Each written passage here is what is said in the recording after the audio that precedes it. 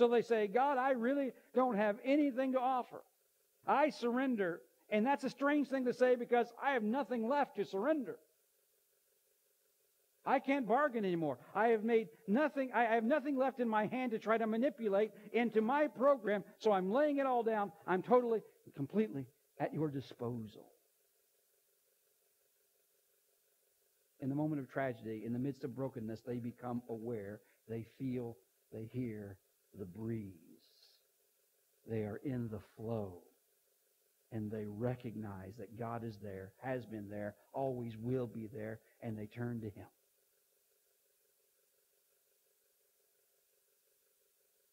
Do you remember Jim Baker?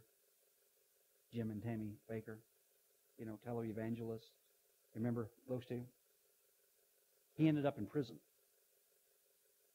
And while he was there, he wrote a book entitled, I Was Wrong. And it was a fascinating book. But the thing about that book is what he says in there, and it's a thick book, but he says something like, when I went to prison, I began to read my Bible, and it was a completely different book. Now what he said was, all my life, I had read the Bible to find promises that God had made so that I could hold God to those promises for my life to get Him to support my endeavors. In prison, it was a completely different book because now he was a completely different person. Now listen, God was still there. God was speaking.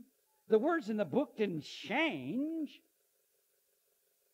He was saying what he was always saying. The book didn't change.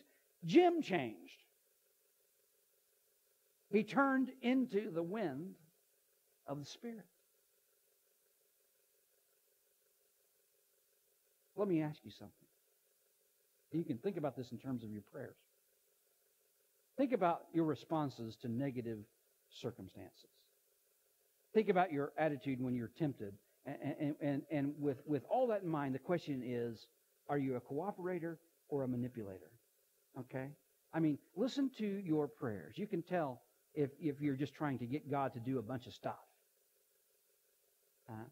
Are you telling God to get with it on your behalf, manipulating Him to do your will? Or are your prayers built around Thy will be done? And are you willing to say, God, I'm here for You. My hands, my feet, my business, my intellect, my money, everything. I am here for You. I trust You. I am here to fully cooperate. You will know your prayer. You will know through your prayers whether you are a cooperator or a manipulator. Your reaction to negative circumstances, when things fall apart around you, that's how you know whether you are a cooperator or a manipulator. I mean, you still might not understand. It's still going to be painful. And you still have questions, but you also trust Him. You know, somehow, some way, maybe not in your lifetime, maybe not, but maybe in your lifetime, maybe not, but God is doing something through you, even in that pit, even in that problem, and you trust Him. That's how you know you're a cooperator. Manipulators say, what happened to God? Where's God? Why isn't He here bailing me out? And they can't hear God. In your response to sin, do you know how a manipulator responds to his or her sin? They say, nobody's perfect. God forgives. It's not a big deal. God has to forgive me. It's His job. We'll go to church Sunday, maybe throw a few bucks in the plate. I know the system. I got this down. And they presume on God. And they assume things about God, how God should be, but aren't. And they presume about how they think God should be, but isn't. And they give in to this temptation. And the tragedy is that they've set themselves up for great disappointment with God. And part of that tragedy is that you won't hear from Him. And you will wonder where He is when it comes crashing down. And believe me, it will come crashing down. And God speaks to the person who surrendered to Him. I mean, imagine when Jesus is on earth, He was shoulder to shoulder with all kinds of people. The Son of God, shoulder to shoulder with all kinds of people, and they didn't recognize him. I mean, imagine that. I mean, there were people who could feel his breath and thought he was a blasphemer.